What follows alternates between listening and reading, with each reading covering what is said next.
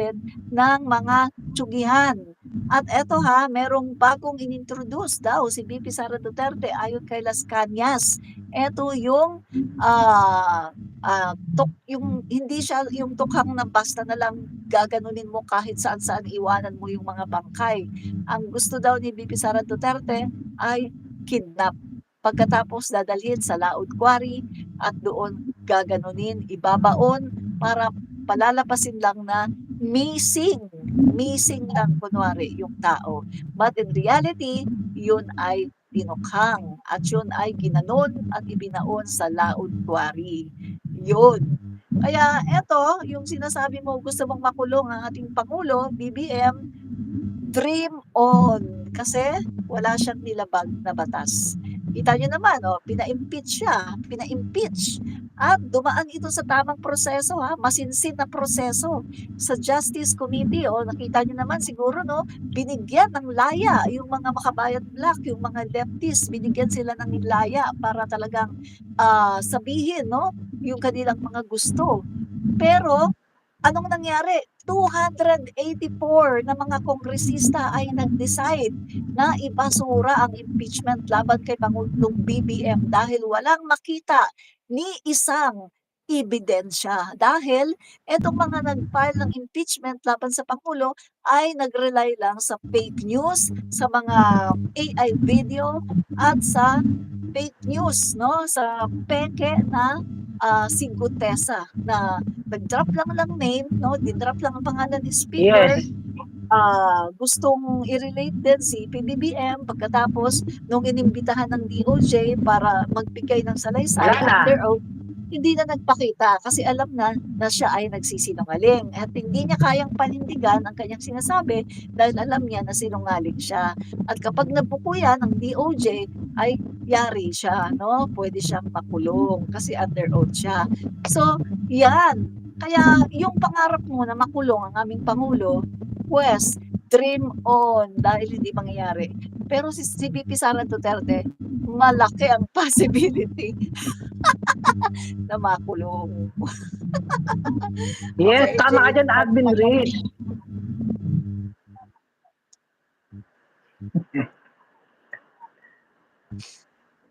Dagdagan mo, AJ. Yes, no, sabi mo, posibleng makulong si Sara. At tumpak ka dyan. Yung possibility niyan, napakataas. Nasa 99.9%. Una-una po, no, kung bakit nasabi o nabanggit ni Admin Rich na possible na makulong si Sara. Una na, ang dami niyang kaso rito may plunder case pa. Bukod sa impeachment, may plunder case at may mga criminal case na naisampa sa kanya. Marami pang magka-file ng kaso sa kanya.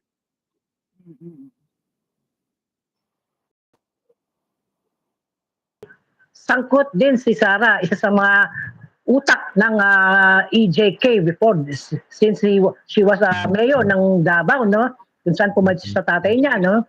At siya ay nanguna doon sa pagpatay sa mga okay. Hindi natin nakikita ngayon ang mga pangalan ni Sara sa 8 nabanggit ng ICC. Who knows? Dahil una-una na isang pa naman na ng mga witnesses yung pangalan ni Sara doon. Kung ba sinasabi nga na co-perpetrators. Kaya yung mga nabanggit na at ngayon ay laman dyan, sabi niya. Paano ako masasama dyan? Gato ganyan. Isa lang akong lawyer at saka DOJ ako that time. Ayun na nga kinasama nun. Ikaw ang DOJ. So meron kang karapatan para, stop mo yung ginagawa niya, bawal yan, labag sa batas yan, pero hinayaan mo dahil DOJ ka, so sangkot ka. Nasa Department of Justice ka, no? Kaya ikaw yung pinakasangkot talaga dahil ikaw unang kasama ni Duterte. At ikaw rin mismo umamin. During the time na meron siyang kaso sa Davao, dahil ikaw ang kanyang lawyer, hanggang sa dito sa national, ay ikaw pa rin naglo-lawyer kay Duterte at nabigyan ka ng pwesto sa DOJ. That only means na huwag ka nang pumalag sa husgado ka magkwento. Doon ka sabihin mo lahat ng iyong nalalaman. Kung ikaw ay malinis at hindi ka sangkot, magpaliwanag ka sa husgado, sa korte ng ICC. Total naman, nabanggit ka, nasalistahan ka, sumunod ka na lang doon. Pawalang sala naman. Mas maganda nga yun, di ba? Para maipakita mo sa amin, mapatunayan mo sa amin na hindi ka nga taga-sangkot. Pag hindi ka pumunta o sumama sa ICC o magpakulong doon o humarap sa husgado, that only means guilty ka at ayaw mo lang makulong. Kaya iniiwasan mo. Pero yung involvement mo ay nandoon na. At yung sa mga co-perpetrators na sinasabing hindi man daw sila pumatay, tanga ka pala kayo, lalo ka na agire, lawyer ka, tapos co-perpetrators, hindi mo lang ibig sabihin. Ang co-perpetrators, ang ibig sabihin po niyan, ay hindi po kayong direktang pumatay.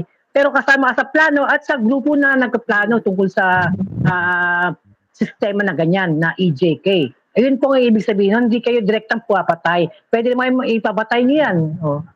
Yung nag-utos, kasama sa mga nagplano, ayun po yung ibig sabihin ng co-perpetrators. Kaya nga ako, parang co-maker, nangutang ka, hindi man ako nangutang pero ako yung maging co-maker mo. Ganun po, kaya nga ako, bobo mo, lawyer pa naman kayo, tapos di nyo ula kayong kaalam-alam sa mga ganyan terms. Correct. Tama ka dyan, no? Tama ka dyan, AJ, no? So, ayun nga, itong si VP Sara Duterte, tama ka dyan, talagang may possibility na makukulong siya. At ito nga sinasabi ng mga DDS, talunin nyo na lang kasi sa 2028, talunin nyo na lang. Ang tanong, makakarating ba siya sa 2028 na hindi siya makukulong? Pangalawa, eto kung sakali na hindi siya makulong at hindi siya ma-impeach, ang tanong, mananalo ba siya sa 2028? Alam naman natin na 1 milyon na lang ang botante ni Sara Duterte. 1 milyon na lang. Baka nga nabawasan na yung 1 milyon Baka nga ngayon nasa 500,000 na lang yan Talagang kitang-kita Tama. kita. Enumerate natin yung sinasabi ko. Bibigyan ko kayo ng proof na 1 milyon or mababa na sa 1 milyon. Itong botante ni Sara Duterte. Unang-una, ito mga proof natin. Si Sara Duterte, ang kampanya, di ba, for senatorial. Sabi niya, iboto ninyo ang Duterte. Iboto ninyo. Anong nangyari sa Duterte? Kung titingnan natin, ang lumabas lang talaga sa Duterte ay si Bongo, itong si Bato, Marcoleta. at saka si Marcoleta ang nakapagpanalo pa INC, hindi talaga si Sara Duterte. So kung titingnan natin, 3 lang talaga ang Duterte senator na pumasok. Diba? 3 lang talaga. Kasi si Amy, given na yan, may loyalista Kahit na ganyan ang ginawa niya kay BBM, marami pa ring loyalista. Binoto ko yan, si Amy. Ito ka. Galit nga ako dito kasi binoto si Amy. So, si Amy ang nagpanalo niyan, loyalista, hindi si Sara, no? So, 3 lang talaga ang nagpanalo ni Sara. Kung si Sara ay talagang maraming followers, dapat 'di ba mananalo ang Duterte?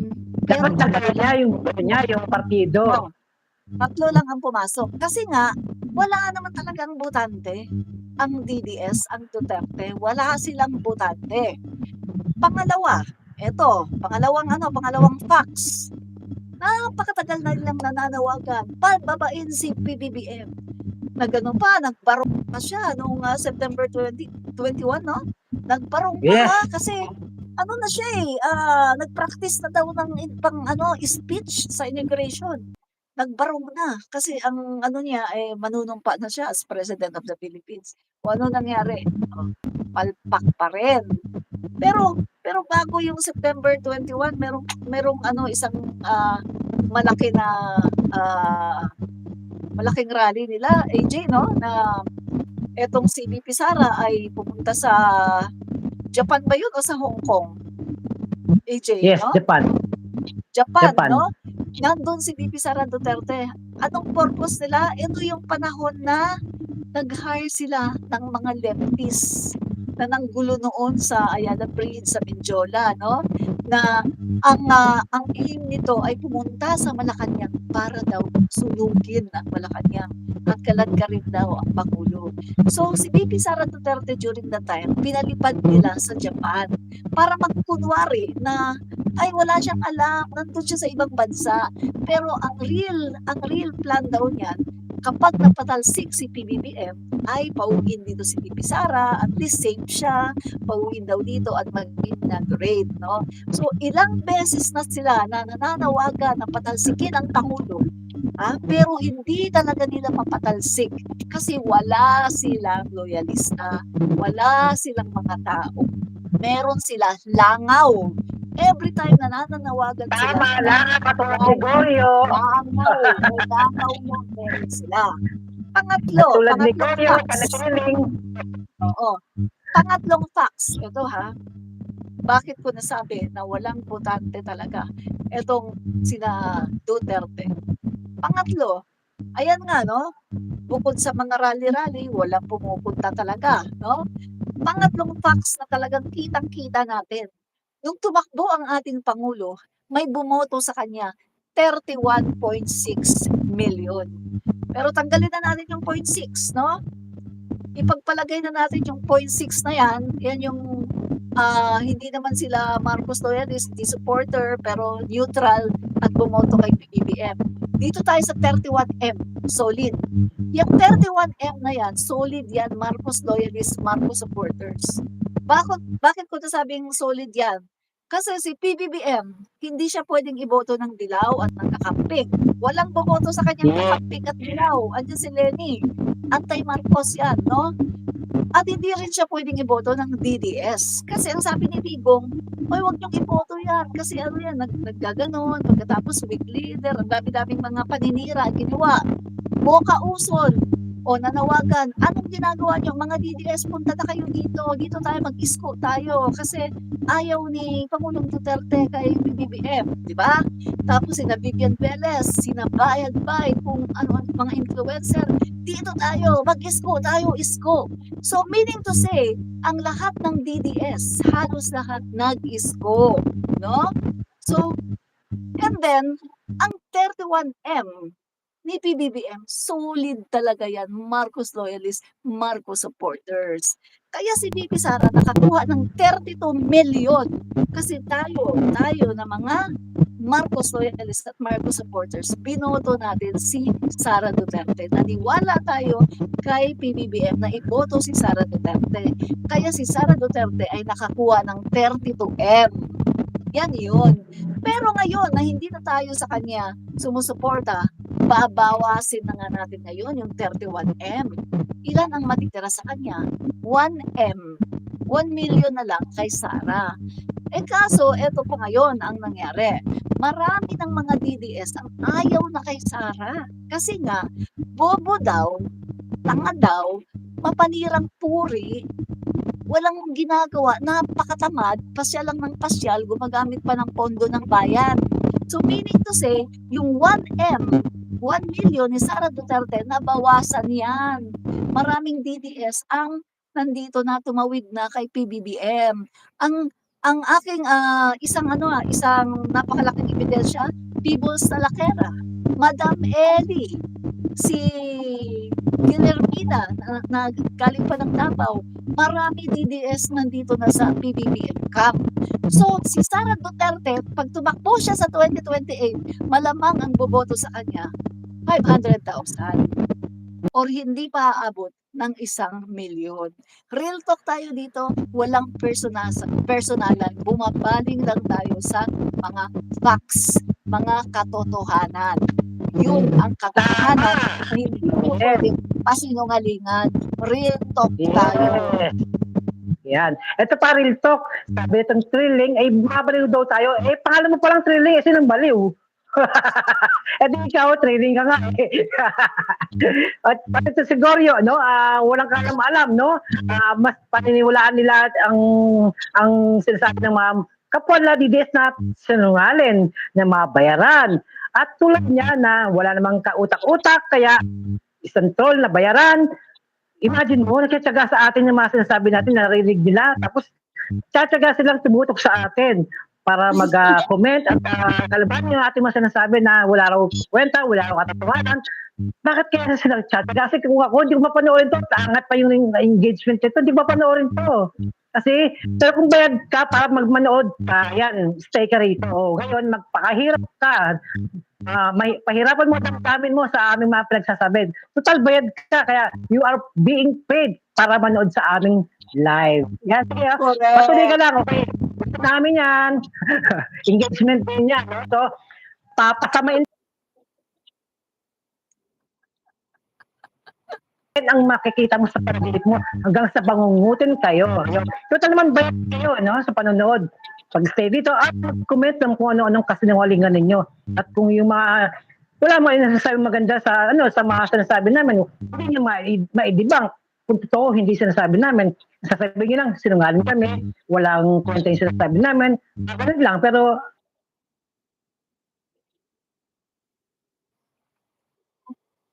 yung wala naman kayong sinasabi maganda yan, wala o nagtitipag na maayos yan eh. Ang ano yun dyan, pinapanood kayo, binabayaran kayo para manood sa amin. Para kung ano lang sabihin dito. Pero okay sa amin yan. Good. Continue lang. Welcome kayo sa ating live. Salamat, Good. Gorio. Correct. Salamat, Turing. Salamat, Bernard. Salamat sa mga bayarang sinungalin na mga trolls ng Duterte China tandem. Welcome sa inyo. Welcome kayo sa aming live ni Admin Rich. Gusto namin yan. Papasabi pa namin. Gusto niyo ba yon? Masaya ba kayo? Gagawin namin, ma'am. Oh, makinig lang kayo dyan. Unti lang namin kayong papasamain ang loob. Nako, AJ, bakit man mamaya may ma-stroke dyan? Kaya Kasalanan kaya ko. nga, ma'am.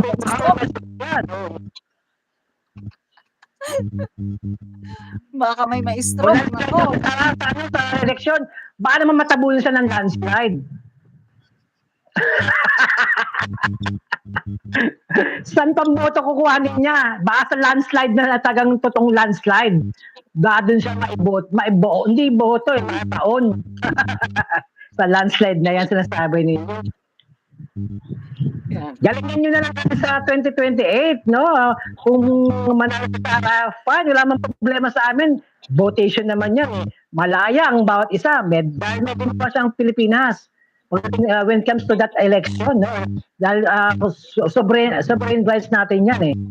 Yung pagboto, sovereign rights natin yan. Yun nga lang, AJ, ang problema, no? Ang problema, kapag si Bibi Sara ang nanalo, no, as President of the Philippines, wala na tayong bansa. Province of China na tayo. Wala nang bansa. Wala na tayong West Philippine Sea. Kasi ibigay Kasabi na pa, yan. wala nang Pilipinas. Imagine mo, kaya sasabihin mo wala nang Pilipinas. Oh. Kung di ba naman bobo, diba? Oo. Hindi siya patriotic, no? Wala siyang para sa akin, wala siyang nationalism para sa ating bansang Pilipinas. Wala. Kasi ngayon pala talaga, wala nang Pilipinas. Oh. Tapos ngayon, iba na naman ano niya. Iba na naman sasabihin, ano ba talaga? Naturuan ng kanyang mga advisor, oy, bobo. Ba't ganyan sabi mo? Lalo kang mawala ng boto. Bobo mo talaga. Tapos, Huwag nang sasabihin. Tapos nung tinanong siya na, are you pro-Philippines? Ang sagot niya, I'm not pro any country at all. Ano yan? Pilipino ka, presidente. Pagkatapos sasagot ka ng, I'm not pro any country at all. Oh, ano yan? Hindi niya masabing pro-Philippines siya. Kasi nga, hindi naman talaga siya pro-Philippines. Ayaw niyang masira siya kay Xi Jinping. Baka wala nang ganyan, no? Baka hindi na siya suportahan sa ganito, no? Tsaka yung Davao, wala nang ganyan. No? Oo. Pangarap niya. Oo. Hindi niya masabing pro-Philippines. Kasi eto AJ ha, kung ikaw ba naman, no, kung si Sara Duterte ay matinong tao, no? Pag tinanong ka, are you pro-Philippines? Yes, I'm pro-Philippines because I'm a Filipino and I'm the Vice President of the Philippines. O, di ba? Dapat ganun ang sagot. Pero ang sabi niya, "I'm not pro any country at all." Doon pa lang, dininay niya ang kanyang bansa na Pilipinas dahil hindi niya kayang ipagtanggol ang Pilipino at ang Pilipinas. Kaya nga 'di ba, tuwing merong binubuli na mga mangingisda, tahimik siya. Nung may naputulan ng Yes. daliri, Correct, tahimik ma'am. siya. Nung tinatanong siya, no comment, no comment, puro siya no comment, 'di ba? Pero ang bilis niyang magsalita kahit hindi naman siya tinatanong patungkol sa pangulo natin, nagkokomento siya, naninira siya, pero tanungin mo patungkol sa China, sa pambubuli, no comment. So, AJ, alam ko na ngayon, ang isang bagay na makapagpapatahimik sa bibig ni Sara Duterte, tanungin mo palagi every time na makita mo about West Philippine Sea at sigurado hindi na yung magsasalita forever kasi wala siyang masabi dahil takot siya kay Xi Jinping, di ba? At kung may pagkakataon naman, matanong ko si Sara, ang tatanong ko sa kanya ito, BP Sara, nagbayad ka ba na sa bar exam o tagang matalino ka? Para pumasa. Yun lang naman tatanong ko sa kanya. Kasi halatado naman nagbayad siya dahil sa kanyang kabubuhan niya, di ba? Kita-kita sa kanyang Drop out, the way drop out. no? Una-una, nag-aaral siya ng law dyan sa may San Beda. First year pa lang sa first sem kick out na agad siya. Kasi puro baksak pa naman ang nangyari sa mga subjects niya. Akala niya, mabibili niya mga professor doon, yung mga grade niya para maipasa siya. Kaso nagkamali siya. Kasi ang San Beda, at talagang magandang credential niyan, yung sa Batak, laging top during that time, no, masyadong malakas ang San Beda. Pero kaya hindi mo ba yung bayad system ng mga Duterte sa San Beda? Kaya itong si Sara Duterte, nung na-kick out, napunta dyan sa San Sebastian, Recoletos. Ayun ang istorya niyan. Yon, drop out. Kasi nga, bakit nagda-drop out? Happy, mahilig sa party, bar. O, di ba? May mga nagba-viral nga ng mga video niya na tuwa-tuwa siya, nasa loob siya ng comedy bar. Ano na ba natapos ng PBBM? I-google mo kami, ginugol namin natapos ni Sara Ikaw naman ngayon mag-google kung ano siya natapos ng PBBM. Problema mo yan. Kami ginugol namin ni Sara. Okay, sasagutin ko. Si PBBM ay natapos siya, no? Ang pagkakaalam ko about political science, no? At meron siyang diploma, kasi dito pala sa Oxford, AJ, yung bachelor course dyan ay 3 years. Natapos siya, no? 3 years. Oo. At binigyan pa siya ng special diploma, no? So, ibig sabihin, nakatatlong taon siya, ibig sabihin, gumraduate siya. At ito nga, just in case may katotohanan, no? Kunwari sabihin natin totoo na hindi siya gumraduate, no? Pagbigyan ka namin, no? Kunwari lang. Anong sabi ni Miriam Defensor Santiago? Oxford yarn. Regarding kahit ano pa ang education, kahit ano pa siya doon sa loob ng Oxford na klase, Oxford yarn. Ang makakapasok dyan, yung talagang mataas ang level ng theory, talagang mataas ang IQ. Ang isang BP Sara Duterte, subukan niyang mag-exam sa Oxford kahit na 100,000,000 beses hindi siya pasa. Lalong-lalo na si Rodrigo Duterte, sina Baste, sina Pulong. Subukan nila, kahit magbayad sila, hindi sila makakapasok dahil sa Oxford hindi daw pwede ang pera-pera. Talino. Kaya ang sabi ni Miriam Defensor Santiago, okay, kung sasabihin nilang hindi niya tinapos, okay. Kung sabihin hindi tinapos si PBBM, Oxford yarn. Pag nakapasok ka sa Oxford, the best, one of the best ka na talaga. Talagang matalino ka na talaga kasi nakapasok ka ng Oxford. Dahil hindi basta-basta ang nakakapasok ng Oxford. Talagang mataas yung intelligence level. Kaya nga, kahit sabihin nyo, no, tignan nyo hindi ba kayo nagtataka? Yung BP Sara Duterte nyo, sinasabi nyo graduate lawyer. Pero ang thinking, nursery. Nursery lang. Pag tinatanong, walang alam. Bobo. Lawyer, bobo. Masyadong mataas naman yun, nursery. Tingin ko nga, wala talaga pinag-aralan. Sabi nga yan, di ba, wala siyang experience sa education, meaning walang pinag-aralan. Samantala, Pinag-aralan pa eh. samantalang samantalang yung PBBM namin na sinasabi niyo na hindi nagtapos. O kita niyo ang talino, nakapasok ng Oxford. Pagkatapos, kita niyo naman, 'di ba? Panahon ng kampanyahan. Kita niyo naman kahit anong binabatong issue sa kanya ay talaga namang nasasagot niya ng bonggang-bongga. At siya lang ang nag-iisa. Siya lang ang nag-iisang presidentiable na nasagot ang tungkol sa Machiavellian. Siya lang ang nakaintindi ng Machiavellian. Kasi yung iba, hindi nila alam ano ba yung Machiavellian. Di ba? So, ang presidente namin, matalino. Kahit sinasabi nyo na hindi nagtapos, matalino. At kita nyo naman, di ba, kapag humarap sa mga world leaders, ay talaga namang tinitingala ng mga world leaders.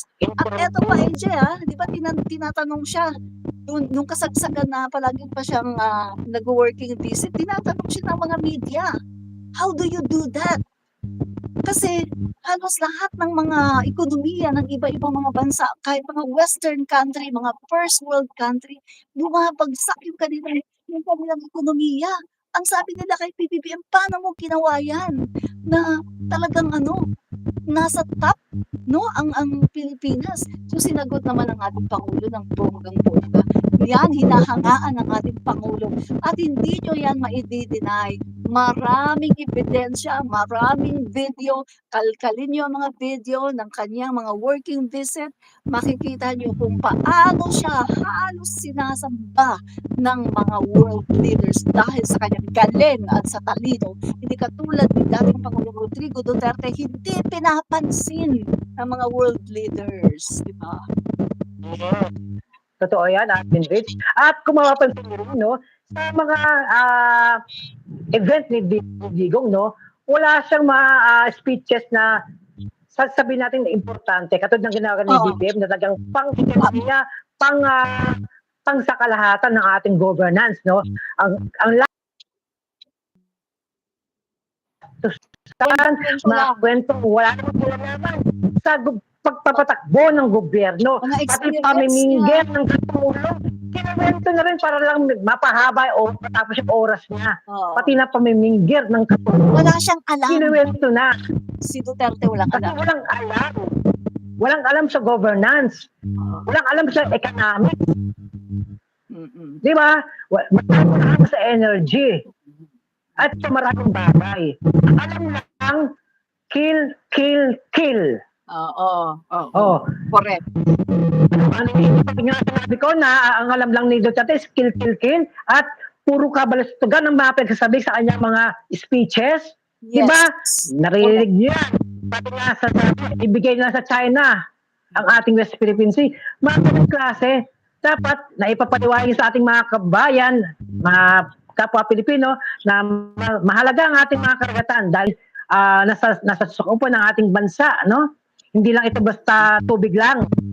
Pwede pamigay dahil maraming tubig. Yung mga ganung mga reasoning ay nagpapakita lamang na walang kakayahan ng isang tao o isang leader na mamuno ng kanyang nasasakupan. Meaning, bobong mga Duterte. Correct. Tama ka dyan, Correct ka dyan, AJ, So, nag-iiyakan na dito yung mga DDS, nag-iiyakan na sila.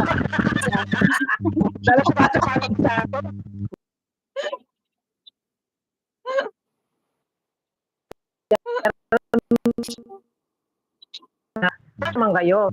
Sa amin Kasi pag umalis kayo dyan, walang bayad, makakaltasan yan. Bahala kayo. Kasi pagkain na kami rito. Hanggang 10 hours tayo rito. Ako, pag nag-quit tayo rito sa panonood, yari, ang bayad ninyo. Kaya continue lang. Hello. Hello to Drilling, hello to Bernard, hello to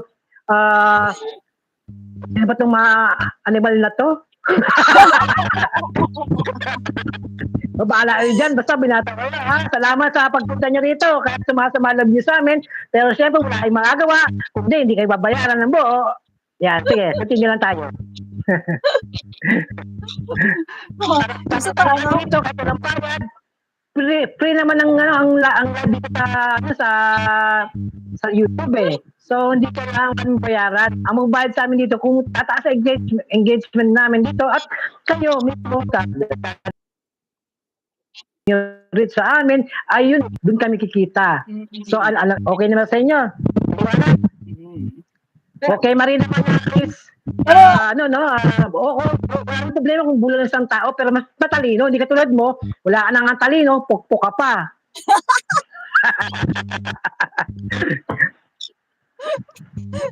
Tsaka, AJ, no, call out ko lang to mga trolls sa mga DDS, no. Nood ng nood dito. Oy, mga trolls dyan, no, mga DDS, paki-double tap naman ito para makapag-like kayo, no. Double tap to like. Heart naman Vertical like tayo. O, paki-double tap para makapag-like kayo, tsaka paki-share na rin para magkasilbi kayo, mga bobo na mga DDS, no. Share nyo, tsaka double tap para makapag-like, no. Nood kayo ng nood. Yung magbabayad sa inyo. Correct. Diba? Para naman makita. Kami sa inyo. Oo, makita naman ng mga nagbabayad sa inyo, mga troll, na talagang kayo ay nagtatrabaho, na hindi kayo matulog-tulog sa kutuban. Sayang naman bayad sa inyo, di ba? Comment kasi pag comment yan, bahala kayo pagbawas yung comment niyo, bawas ang sweldo. Oo, damihan nyo pa. Comment more, damihan nyo pa. Engagement yan. Engagement yan. Sikita ko admin. Ay, nilipin mo ang kape. Oo, yan, no? So, sige. Diba itong last Oo. admin? Oo. Ating tituloy dagdagan na. Dahil sa nila, sa ating mga basher. Hello po. Maraming salamat. At dinadagdagan niyo po ang kita. Ang gana ng ating mga kaibigan na si Admin Rich. Admin Rich, ha? Papi ko naman dyan. Oo. Pag nag-graduate tayo, sige. At nakita rin kami sa pagbago naming programa, no? Meron po ang nilulutong programa, no? Sana po supportan niyo kami. Kayo mga bashers, so, welcome po kayo sa aming bagong programang ipapalabas, no? Next month po, no? Baka sakaling ma-air na aming bagong programa. Ito po ay pero ito ay makikinabang din kayo sa aming gagawing programa. At hindi ito, wala po itong kulay. Duterte, madidilas man kayong mga kabobobobohan. Oo. Meron din kayong matatanggap sa amin. Kasi ito po ay para sa ating lahat. Public service. Walang pinipiling kulay, walang pinipiling politika. Para sa ating lahat itong ating gagawin. Kaya kayo na mga DDS, na mga bugok, pwede kayo manood para makapag-avail din kayo ng serbisyo sa gobyerno, no? Sa mga bugok na mga DDS, no? O mga bugok na DDS, share.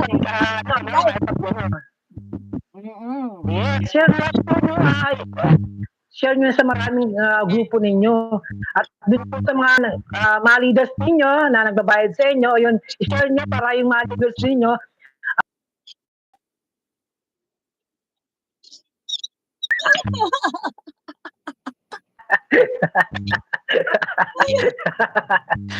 namin po yan. At lalo na pag naumpisa na aming panibagong programa, no? Dahil makikinabang tayo nito. Wala pa tayong pinipiling lahat ng tulong na pwedeng ibigay sa ating mga kaibigan, kaaway, kahit sino naman po pwedeng ma-avail, no? Yun po, no? Abangan po kami at i-announce naman namin dito kung kailan po ang ating panibagong programa. Oo. Yan, Okay, AJ, anong last message mo sa kanila? Kasi pag-wrap up na tayo at naka-1 oras at 30 minutes na tayo. Yung message mo, huling message mo sa kanila. Sa ating mga bashers dyan, sa supporters, no? Sa mga bashers, syempre, take a deep breath 3 times, no? Inhale, exhale. 3 times po kasi para po mabalik naman yung oxygen sa ating mga dugo, no? Tulog niyo mamaya, hindi kayo pangungutin at matulog na mag-fly ang inyong mga soul into the air. sa ating mga supporters, sa ating mga pro-government supporters. Maraming salamat po sa inyong pagbisita sa amin ni Admin Rich. No? First time namin nagsama sa YouTube live. No? Pero may programa po kami sa Radyo Pilipinas. Tuwing Thursday siya, ang aking schedule is tuwing Thursday, 8 p.m. po sa Radyo Pilipinas, ang vloggers ng bagong Pilipinas. Yes, Salamat yan. po. So, yes, salamat AJ at ako naman ay maraming salamat no, sa mga BBM supporters, BBM loyalists, kakamping, dilawan at saka sa mga 8080 na mga DDS no, paki-like, paki-double tap para kayo ay makapag-like at paki-share na rin para naman magkaroon kayo ng silbi dito sa ating YouTube channel. At maraming pong salamat no. So sa mga DDS, hold on lang kayo kasi ang inyong tatay na karton ay hindi na makakauwi no sa Pilipinas. So maraming salamat no sa mga nanood at doon sa mga bashers, maraming salamat. More bashers to come. This is Admin Rich, Commenter Rixa. Bye-bye. Bye-bye. I love you, bashers. Yes, I love you, bashers. Mwah. Bye-bye.